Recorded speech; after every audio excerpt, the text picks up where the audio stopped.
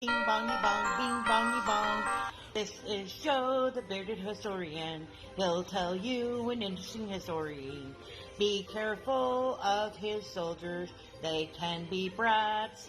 This is Angel, she's an entity. She'll cause chaos and plant her hands at you.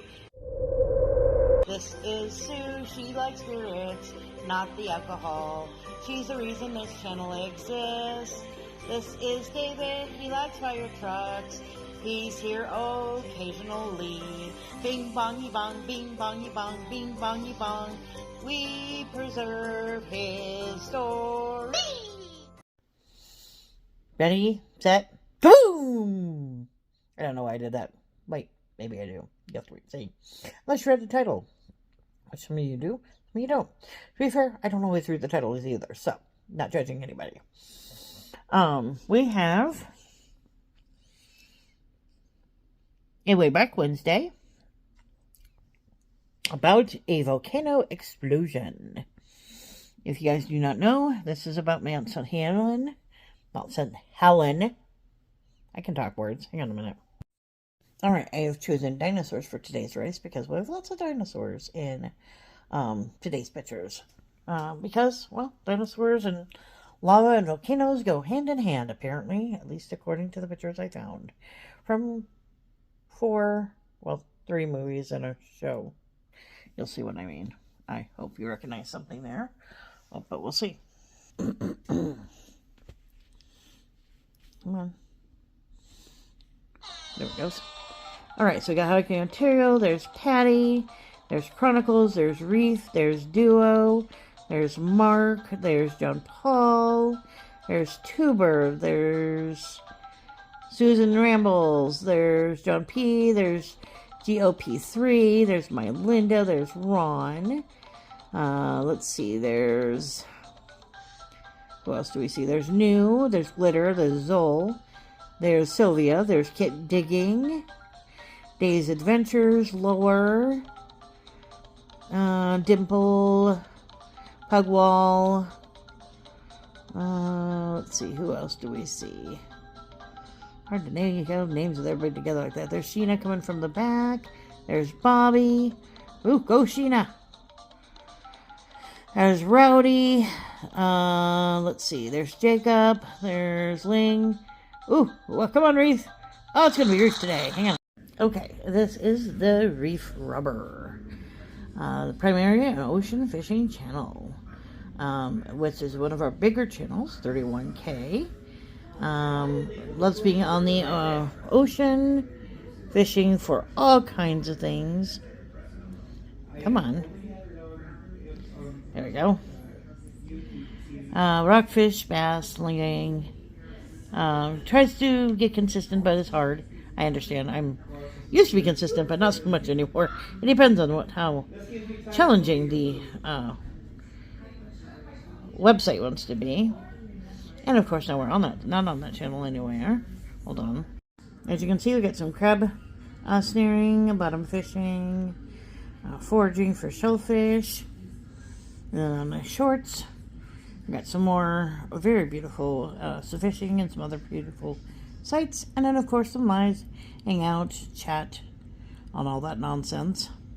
So check out Reef, like, share, comment, have a good day. Alright, round 2, because we're geniuses, and I thought I took everything, but apparently I didn't.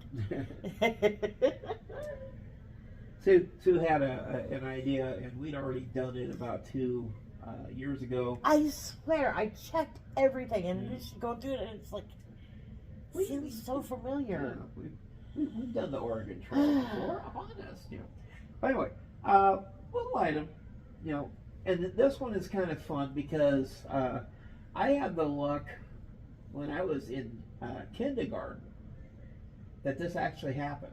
It was before I was born. Yeah, I was at my grade school, and I remember them mentioning that I could go outside for recess. Bad boy, no, just kidding. And I was like, well, why?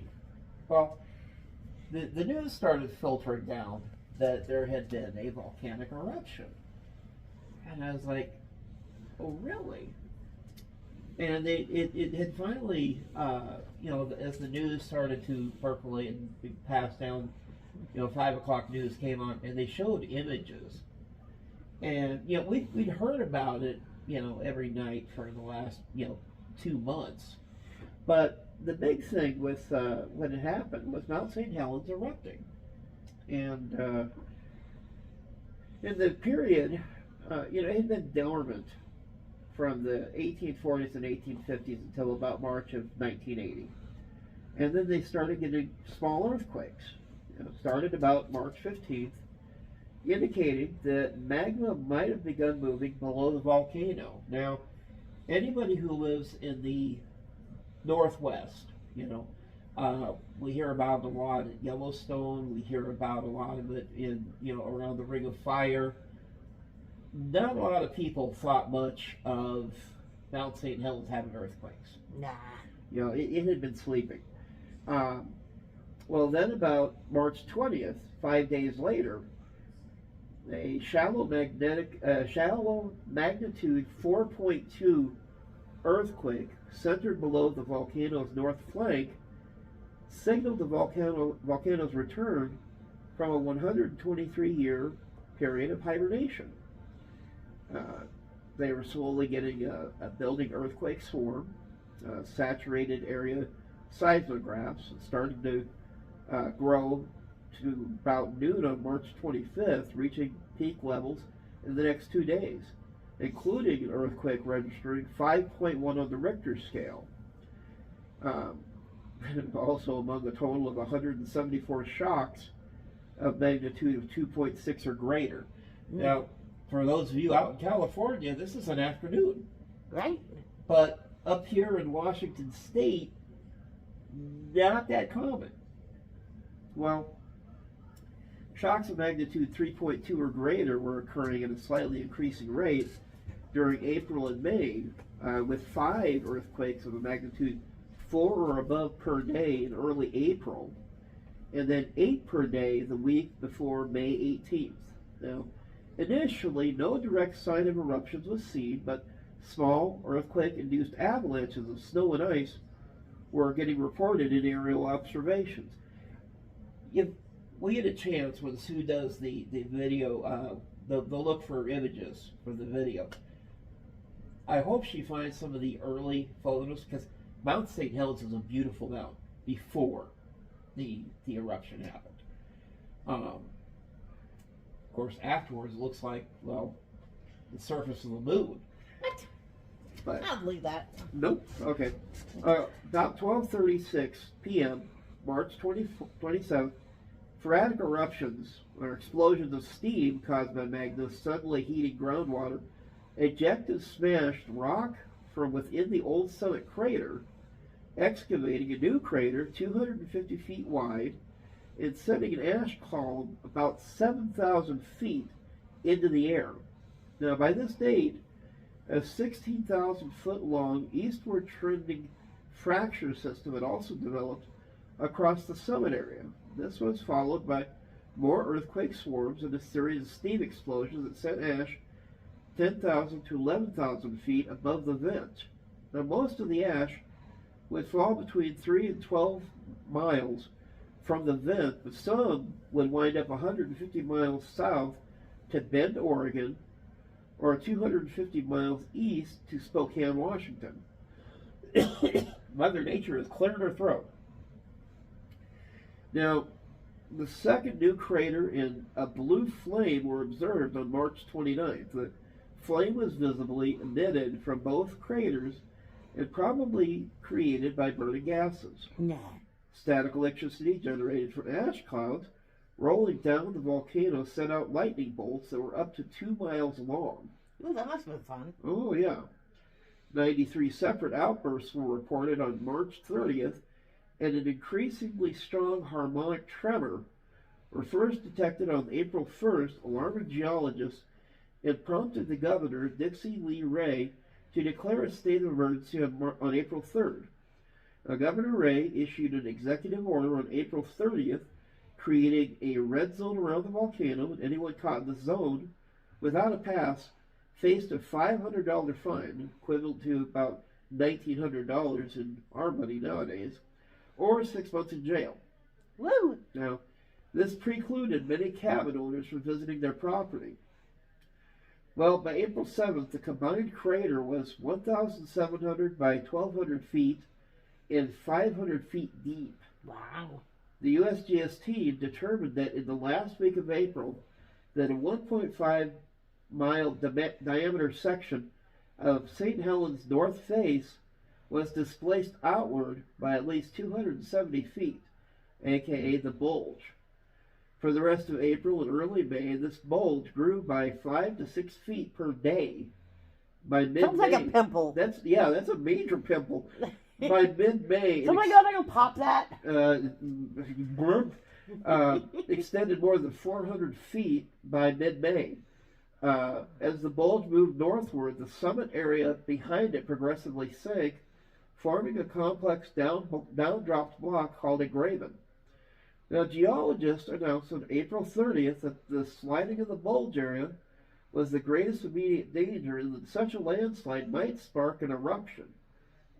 These changes in the volcano's shape were related to the overall deformation that increased the volume of the volcano by 0.03 cubic miles by mid-May.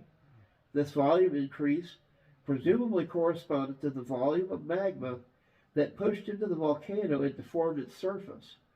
Because of the intruding magma remaining below ground and was not directly visible, it was called a cryodome, in contrast to a true lava dome exposed at the surface. Well, May 7th came around and eruptions similar to those in March and April resumed. And over the following days, the bulge approached its maximum size. All activity had been confined to the 350-year-old summit dome and did not involve any new magma. About 10,000 earthquakes were recorded before the May 18th event, with most concentrated in a small zone less than 1.6 miles directly below the bulge. Now, visible eruptions would cease on May 16th, reducing public interest and consequently the number of spectators in the area. Mounting public pressure then forced officials to allow 50 carloads of property owners to enter the danger zone on Saturday, May 17th, to gather whatever property they could carry. Another trip was scheduled for 10 a.m. the next day, a Sunday when more than 300 loggers who would normally be working in the area were not present. By the time of the climactic eruption, dacite magma intruding into the volcano had forced the north flank outwardly by nearly 500 feet and heated the volcano's groundwater system, causing many steam-driven explosions. Now, as the sequence would happen, May 18th dawned, Mount St. Helens activity did not show any change from the pattern of the preceding month. The rate of the bulge movement and sulfur dioxide emission, the ground temperature readings did not reveal any changes indicating catastrophic eruption. Now, this is one guy I have to admire because he loved his job. He was he was working as a volcanologist, David A. Johnston. He was on duty at an observation post 6 miles north of the volcano. The dude was sitting in front of a dragon. Yeah. At 6 a.m., Johnson's measurements did not indicate any unusual activity. Well, at 8:32 a.m., a magnitude 5.1 earthquake centered directly below the north slope triggered that part of the volcano to slide. And approximately 7 to 20 seconds after the shock, followed a few seconds later by the main volcanic blast. The sector collapse, the largest subaerial landslide in recorded history, traveled at 110 to 155 miles per hour. And it moved across Spirit Lake's west arm. Part of it hit a 1,150 feet high ridge about 6 miles north. Now, some of that slide spilled over the ridge, but most of it moved 13 miles down the North Fork Tule River, filling its valley up to 600 feet deep in avalanche debris. An area of about 24 square miles was covered and the total volume of the deposit was about zero point 0.7 cubic meters. This means nothing to me. A lot of gray. Now, Got it. yeah, scientists were able to reconstruct the motion of the landslide from a series of rapid photographs by Gary Rosenquist, who was camping 11 miles away from the blast. Rosenquist, his party, and the photographs survived because the blast was deflected by local topography 1 mile short of his location. Now, most of Mount St. Helens' former north side became a rubble deposit 17 miles long, averaging about 150 feet thick. The slide was thickest at 1 mile below Spirit Lake and the thinnest at its western margin. The landslide temporarily displaced the waters of Spirit Lake to the ridge north of the lake in a giant wave about 600 feet high. This, in turn, created a 295-foot avalanche of debris consisting of the returning water and thousands of uprooted trees and stumps. Some of these remained intact with roots, but most had been sheared off at the stumps seconds earlier by the blast of superheated volcanic gas and ash that immediately followed and overtaken the initial landslide. The debris was transported along with the water as it returned to its basin, raising the surface level of Spirit Lake by about 200 feet. Now, 4 decades after this eruption, floating log mats persist on Spirit Lake and nearby St. Helens Lake, changing position with the wind. The rest of the trees, especially those who were not completely detached from the roots, were turned upright by their own weight and became waterlogged, sinking into the muddy sediments at the bottom, where they were in the process of becoming petrified in the anaerobic and mineral-rich waters. This provides insight into the sites with similar fossil record. Now, the landslide exposed the dacite magma in St. Helens Neck to much lower pressure, causing the gas charge, partially molten rock, and high pressure steam above it to explode a few seconds after the landslide started. Now, the explosions burst through the trailing part of the landslide, blasting rock debris northward. The resulting blast directed the pyroclastic flow laterally. Instead of a volcano shooting upward, it went straight sideways. Whee! Farted. Yeah. The resulting blast, very hot volcanic gases, ash and pumice, formed new lava as well as pulverized old rock, which hugged the ground, initially moving about 220 miles per hour. Wow. That's like NASCAR speed. The blast quickly accelerated to around 670 miles per hour. It might have briefly passed the speed of sound. I believe it. Nah. Pyroclastic flow material passed over the moving avalanche and spread outward, devastating a fan-shaped area 23 miles across and 19 miles long. In total, about 230 square miles of forest were knocked down. The extreme heat killed trees miles below the blowdown zone, and at its vent, the lateral blast probably did not last longer than about 30 seconds, but the northward radiating and expanding blast cloud continued for about another minute. Well, superheated flow materials flashed water in Spirit Lake and North Tule River to steam, creating a larger secondary explosion that was heard as far away as British Columbia, Montana, Idaho, and Northern California. Yet many areas closer to the eruption, like Portland, Oregon, didn't hear this blast. The so-called quiet zone extended radially for a few tens of miles from the volcano. It was created by the complex response of the eruption's sound waves to differences in temperature and air motion of the atmospheric layers, and to a lesser extent, local topography. Later studies indicated that 1/3 of the material in the flow was new lava, and the rest was fragmented older rock. Now, this huge ensuing ash cloud sent skyward from St. Helens' northern foot was visible throughout the quiet zone. Near supersonic lateral blasts loaded with volcanic debris caused devastation as far away as 19 miles from the volcano. The area affected by the blast can be subdivided into roughly concentric zones.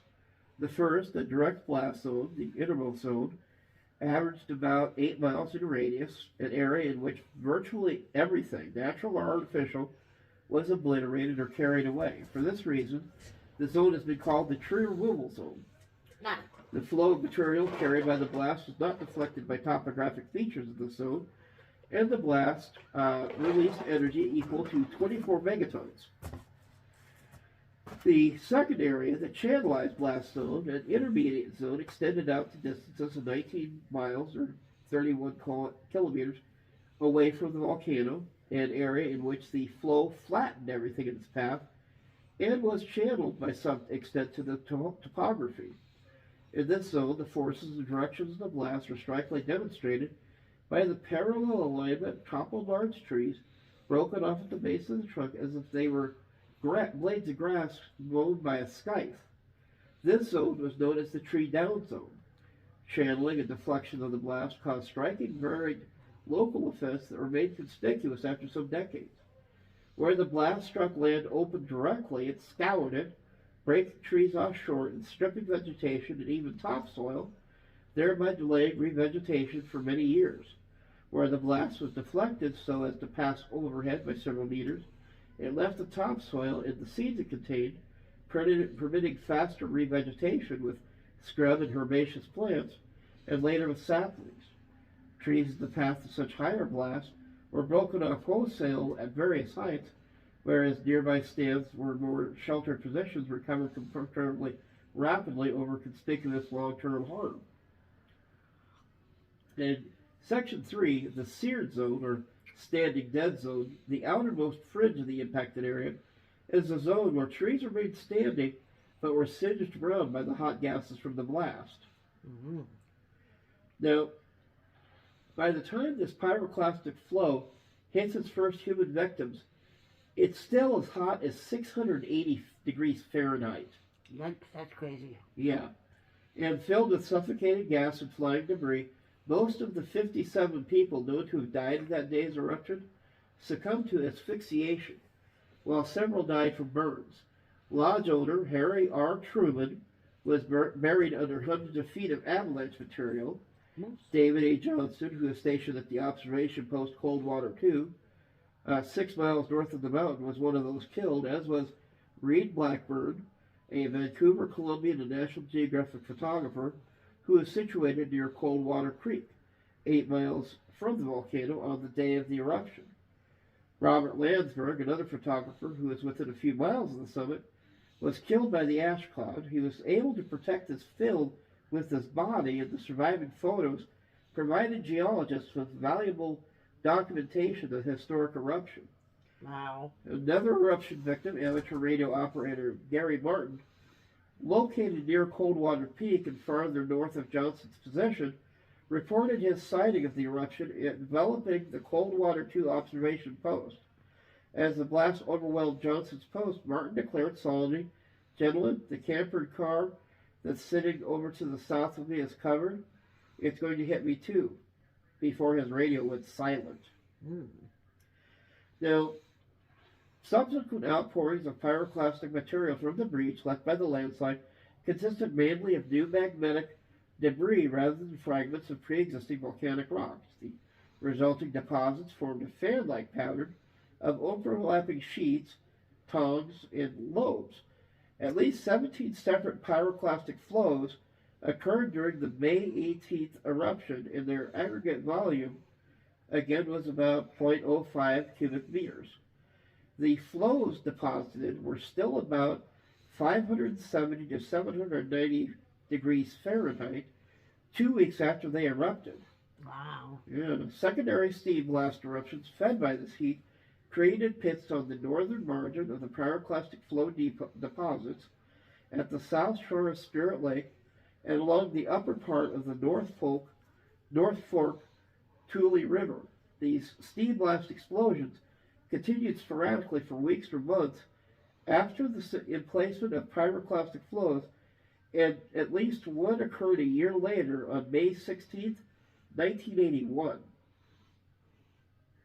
Now, the ash column, which was the thing I got to run into the very next day at school, the ash was coming down everywhere. Let's be honest.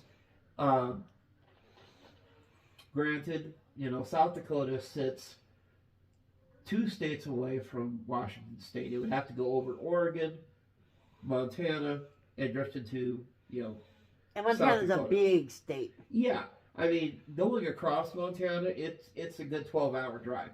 Wyoming's about the same way, same distance, another route over. Now, as these flows were still advancing, a huge ash column grew to the height of 12 miles above the expanded crater in less than 10 minutes. Wow. And this was actually spreading tephra into the stratosphere for 10 straight hours. Mm. Now, near the volcano, the swirling ash particles in the atmosphere would generate lightning, which in turn started many forest fires. During this time, parts of the mushroom-shaped cloud collapsed and fell back onto the earth. This fallout, mixed with magma, mud, and steam, sent additional pyroclastic flows speeding down the flanks of the mountain. Later, slower flows came directly from the new north-facing crater and consisted of glowing pumice bombs and very hot pumice ash. Some of these hot flows covered ice or water, which flashed into steam, creating craters up to 65 feet in diameter, and sending ash as much as 6,500 feet into the air. Woo. Now, strong high-altitude wind would carry much of this material easterly from the volcano at an average speed of around 60 miles per hour. By 9:45 a.m., it had reached Yakima, Washington, 90 miles away, and by 11:45 a.m., it was over Spokane, Washington. A total of 4 to 5 inches of ash fell in Yakima, and the areas as far east as Spokane were plunged into darkness by noon, where visibility was reduced to 10 feet and 0.5 inches of ash fell. While continuing eastward, St. Helens ash fell in the western part of Yellowstone National Park, and ash was even seen on the ground in Denver the next day. Oh, wow. So, yeah, it was getting some distance. In time, ash fall from this eruption was reported as far away as Minnesota and Oklahoma, and some of the ash had drifted around the globe within about 2 weeks. So, yeah, a lot of people got their first-hand, experience with how volcanoes work and ash travel from this one eruption. Right. This was the wake-up call. And don't get me wrong, we've had volcanoes in other places. Mexico has volcanoes. The West Indies has volcanoes. But none of the explosions have been this big, right? No. This was a real eye-opener. Now, the other thing is, if you want to consider it slightly worrying, our buddies over there in Seattle, there's another 3 volcanoes around them. That's okay. And I guess there's also one that sits off the coast of Oregon in the Pacific that they're kind of nervously watching. Because all this year they've been talking about the one that's going to erupt off the coast. I'm sure it'll be fine. Yeah, Now, during the 9 hours of vigorous eruptive activity, go ahead and wrap your mind around this number.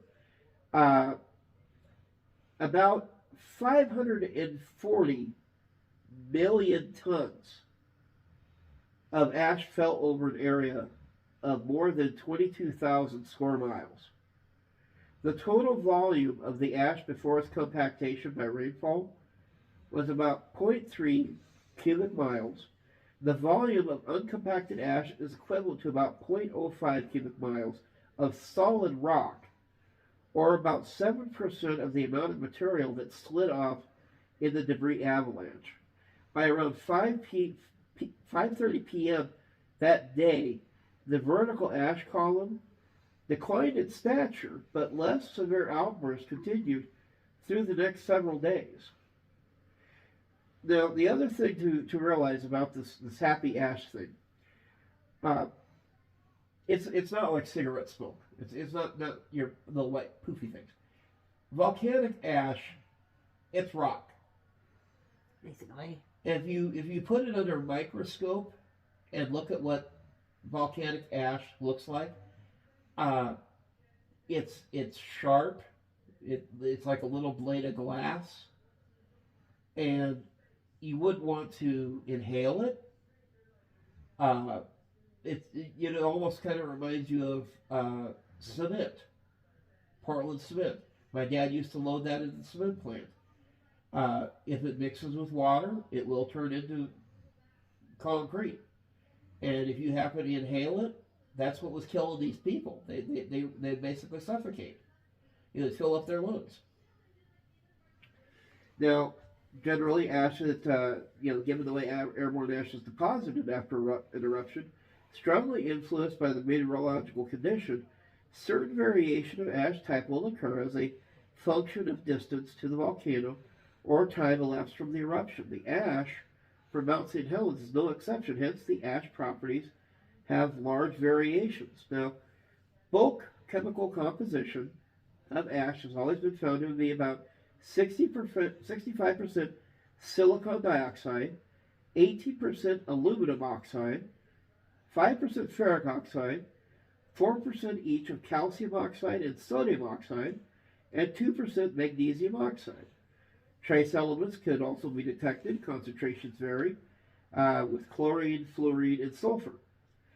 Now, they have what's called the index of refraction, a measure used in physics to describe how light propagates through a particular substance as an important property of volcanic ash. The numbers, complex, having both real and imaginary parts, the real part indicating how light disperses, and the imaginary part indicates how light is absorbed by the substance. The silicate particles, which are known to have a real index of refraction, range between 1.5 and 1.6 for visible light. However, the spectrum of colors is associated with samples of volcanic ash from very light to very dark gray.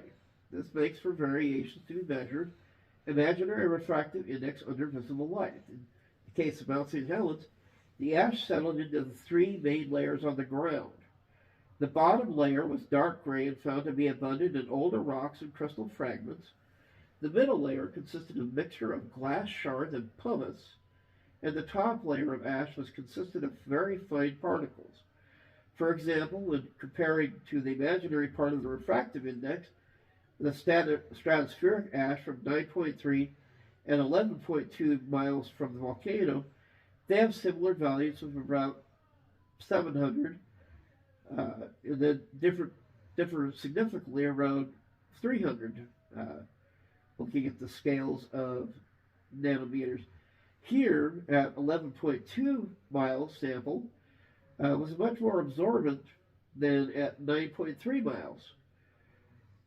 Now, mud flows was another major issue that they had, because if you think about when Mount St. Helens blew its top, it was a snow-covered mountain. Right. All that heat, melting snow, and it turning into a mess. Hot exploding material would break apart, melted nearly all the mountainous glaciers, along with most of the overlying snow. As many of the previous Mount St. Helens eruptions, these created huge lahars, or volcanic mud flows, and muddy floods that affected 3 of the 4 stream drainage systems on the mountain, which started as early as 8:50 a.m. Now, lahars traveled as fast as 90 miles per hour while still high on the volcano, but progressively slowed down to about 3 miles per hour on the flatter and wider parts of the rivers. Mud flows from the southern and eastern flanks had the consistency of wet concrete as they raced down the muddy river, Pine Creek and Smith Creek, to their confluence at the Lewis River. Bridges were taken out at the mouth of Pine Creek and the head of the Swift Reservoir, which rose 2.6 feet by noon to accommodate the nearly 18 million cubic yards of additional water, mud, and debris. The mudslide was just clunky. Now, glacier and snowmelt mixed with the tephra on the volcano's northeast slope to create a much larger lahar. These mud flows would travel down the north and south forks of the Tule River and then joined at the confluence of Tule Forks and the Cowlitz River near Castle Rock, Washington at 1 p.m. 90 minutes after the eruption, the first mud flow had moved 27 miles upstream, where observers at Weyerhaeuser's Camp Baker saw a 12-foot high wall of muddy water and debris pass. Did you see that hill? Near the confluence of the Truly's north-south forks at Silver Lake, a record flood stage of 23.5 feet was recorded. Wow. That's a pretty high flow. Impressive. A larger and slower moving mud flow with a mortar-like consistency was mobilized in early afternoon at the head of the Tule River North Fork. By 2:30 p.m., the massive mud flow had destroyed Camp Baker, and in the following hours, 7 more bridges were carried away. Part of this flow backed up for 2.5 miles soon after entering the Cowlitz River, but most continued downstream. After traveling 17 miles further, an estimated 9.3 million cubic yards of material were injected into the Columbia River, reducing the river's depth by 25 feet for a 4-mile stretch. The resulting 13-foot river depth temporarily closed the busy channel to ocean-going freighters, costing Portland, Oregon an estimated $5 million, ultimately more than 65 times 10 to the 6th power cubic yards of sediment were dumped into the lower Cowlitz and Columbia rivers. Now, aftermath. After all this flood has happened, the event was the most deadly and economically destructive volcanic eruption in the history of the contiguous United States. About 57 people were killed directly, 200 houses, 47 bridges, and 15 miles of railways, and 185 miles of highway were destroyed, and 2 people were killed indirectly in accidents that resulted from poor visibility, while 2 more would suffer fatal heart attacks from shoveling ash. U.S. President Jimmy Carter surveyed the damage and said it looked more desolate than a moonscape. A film crew was dropped by helicopter on Mount St. Helens on May 23rd to document the destruction, but their compasses spun in circles and they quickly became lost. The second eruption occurred the next day, but the crew survived and was rescued 2 days after that. That's good. The eruption ejected more than 1 cubic mile of material. A quarter of that volume was fresh lava in the form of ash, pumice, and volcanic bombs, while the rest was fragmented older rock. The removal of the north side of the mountain, 13% of the cone's volume, reduced Mount St. Helens' height by about 1,300 feet and left a crater 1 to 2 miles wide and 2,100 feet deep, with its north end open in a huge breach. When we look at photographs, that's what you usually will see, is this, it almost looks like somebody came along to a mountain and gouged outside.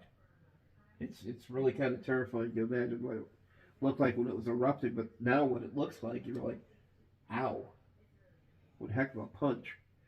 Now, more than 4 billion board feet of timber was damaged or destroyed, mainly by the lateral blast. At least 25% of the destroyed timber was salvaged after September 1980.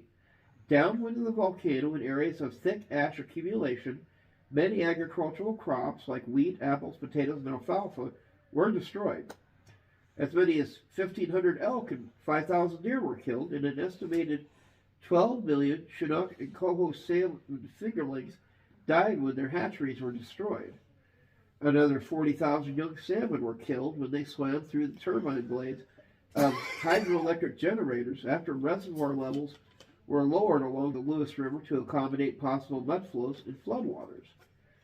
In total, Mount St. Helens released 24 megatons of TNT thermal energy, 7 of which were a direct result of the blast.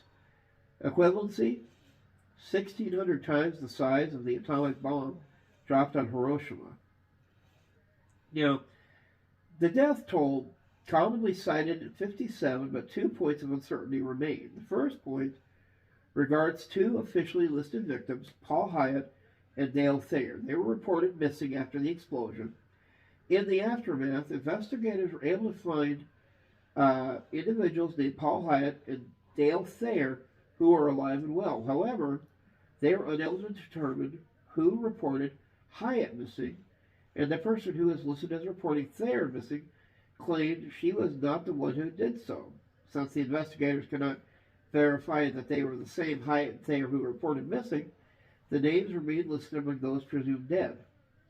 The second point regards 3 missing people who are not officially listed as victims: Robert Ruffy, Stephen Weisenset, and Mark Mullinson. Now, Cowlitz County Emergency Service Management lists them as possibly missing, not on the official list. According to Mullison's brother, October 1983, Cowlitz County officials told the family that Mullinson is believed a victim of the volcanic eruption, and that years of searching, the family eventually decided he's buried in the ash. Taking the 2 points of uncertainty into consideration, the direct death toll could be as low as 55 or as high as 60. When combined with the 4 indirect victims, 2 dying from vehicle accidents due to poor visibility, 2 dying from heart attacks triggered by shoveling ash, those numbers could range from 59 to 64. Now, a year and a half after the eruption, the bodies of 2 young women, Marcia Ann Wetter and Catherine Jean Allen, 18 and 20 years old respectively, were discovered. They were believed to have been murdered 6 weeks before the eruption rather than being killed by the events. Backpacks belonging to them had been found in July of 1980, but a layer of ash deposited by the eruption may have hidden the bodies, also preventing animals disturbing the remains. An autopsy showed that they had been shot once. Well then. Charming. I don't think that the explosion did it. Right. And, for ash damage and removal, they show that, from where Mount St. Helens sits in southern Washington,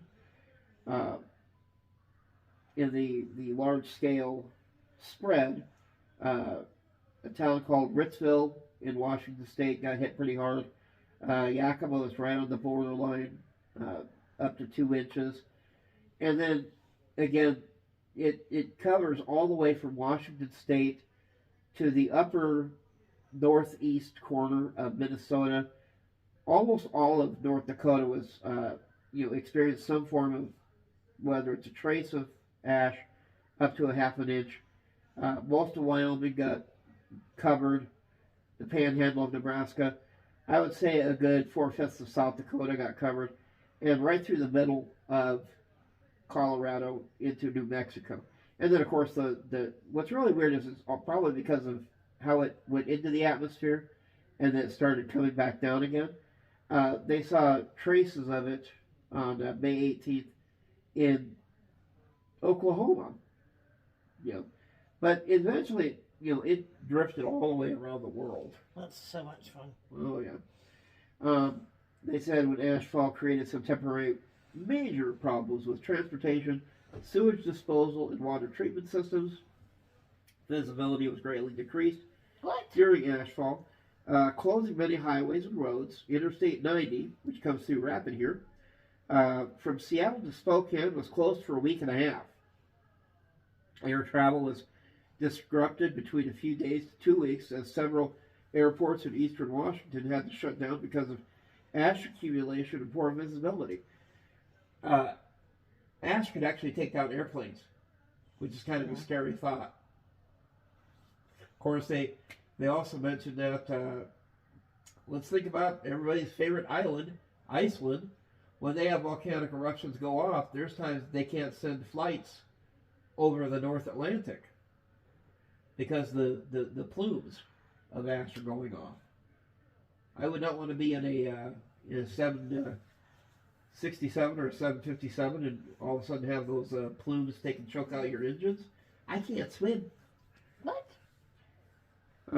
Several airports again shut down. Over 1,000 commercial flights were canceled following airport closures.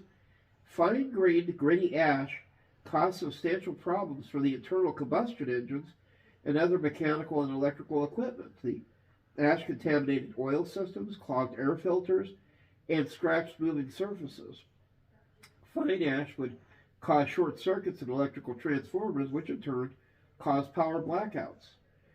And removing and disposal of the ash was a monumental task for some eastern Washington communities.